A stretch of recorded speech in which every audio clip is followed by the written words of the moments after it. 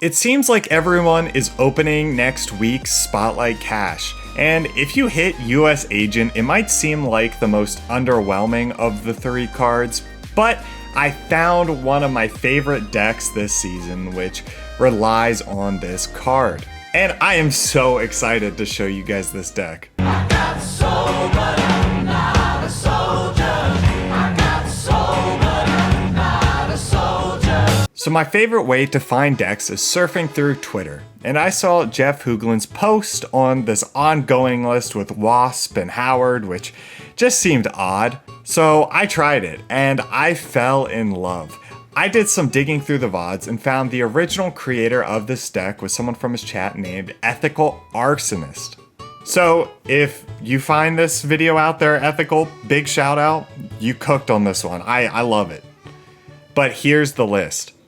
It's an ongoing package which originally had speed. I don't have speed, I don't play him, so I subbed in Cosmo instead. But the idea is you play out all of your good value cards with different costs, so Miss Marvel can give +5 on the left and right lane.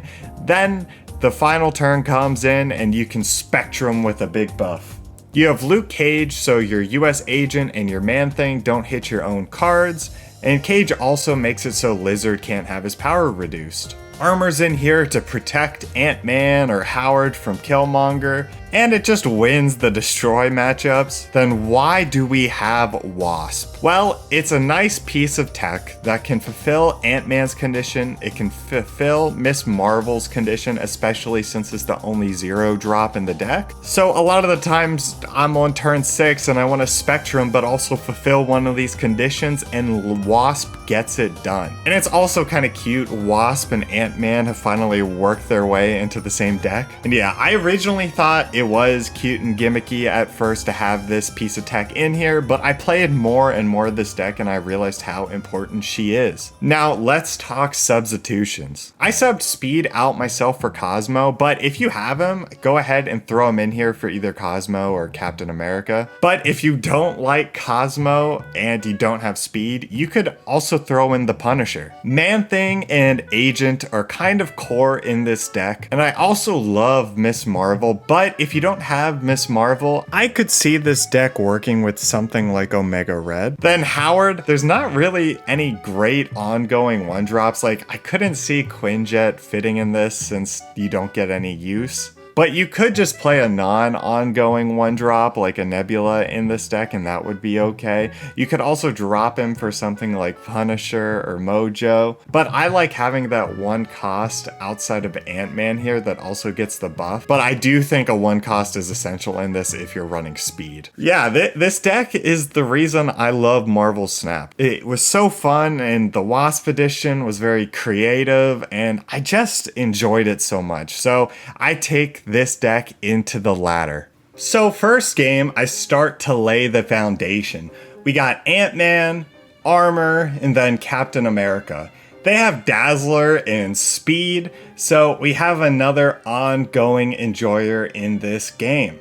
I lay out my Miss Marvel thinking all is good and dandy, and he hits us with the ultimate counter, Super Scroll. But because of the Great Portal, I have a Scar, and with Monster from the Monster Island in play, I can drop it down for cost. And yeah, I'd normally drop down Howard Mint here, but I'm thinking for just going for Monster Island and Portal and giving up mid, which was a good choice because all of a sudden with Ant-Man and Cap, he's got 17 power mid. And on turn 6, I just play for Monster Island, giving his Super Scroll my Lizard ongoing, and he drops Onslaught, almost winning the left. I did not expect them to come close to 31 power, or else I'd be dropping Spectrum. So the next game, we got Sinister London, which I think is a really good location for my deck. And you know what? They agree. They dropped their Loki saying, my deck now. So I Miss Marvel, and then they Miss Marvel, and I'm starting to think this Loki nerf didn't do a whole lot. Then he drops Cage, then he drops Sage, and that's some big power. And I'm gonna be honest, I'm getting a tad nervous. And here is how the last turn played out.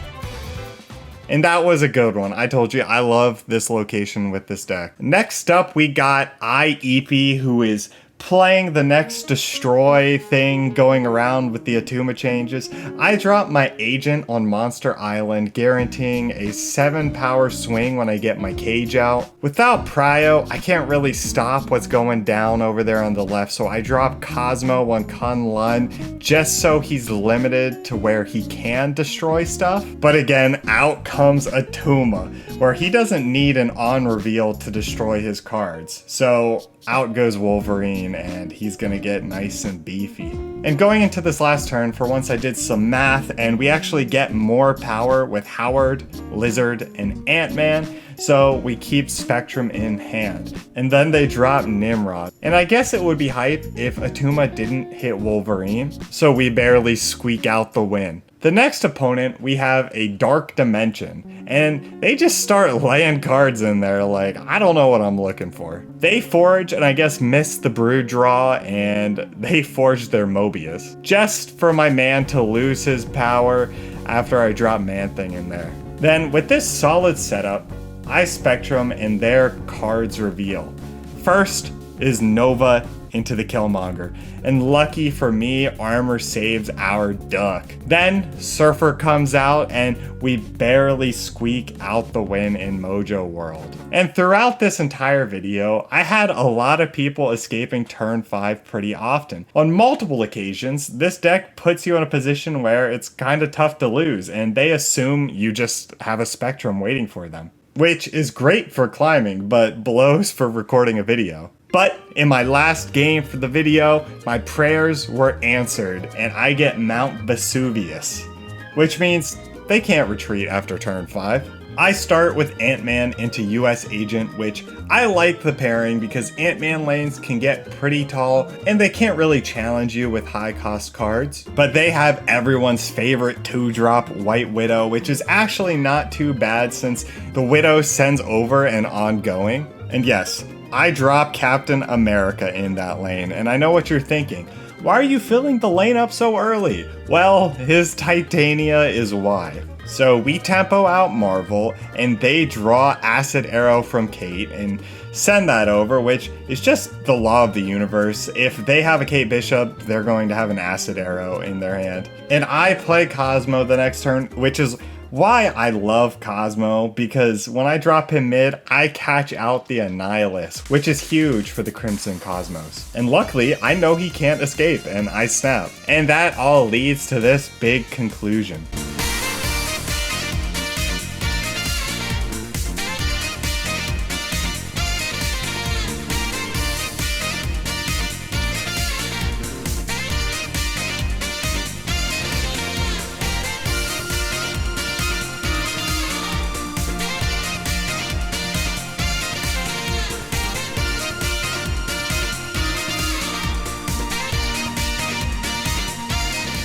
Yeah, so the Cosmo prediction ended up winning us the game there. Also, he can't Cannonball in Limbo with US Agent holding that down, so this deck just had so many good things in it to deal with this matchup. We climbed maybe 800 ranks with this deck. I haven't gone hardcore on ladder in a while, but this deck makes me want to. I just had so much fun with it. But if you liked the video, if you had some fun yourself, maybe you could like, comment, subscribe. I'm getting close to the requirements for the Marvel Snap Creator Program, so any help is appreciated. But also, shout out to Snap Judgments. I got a shout out on their video the other day, and I really appreciate how welcoming the Snap community is to the newer creators like myself. But that's all I got for you today. Thanks. Bye.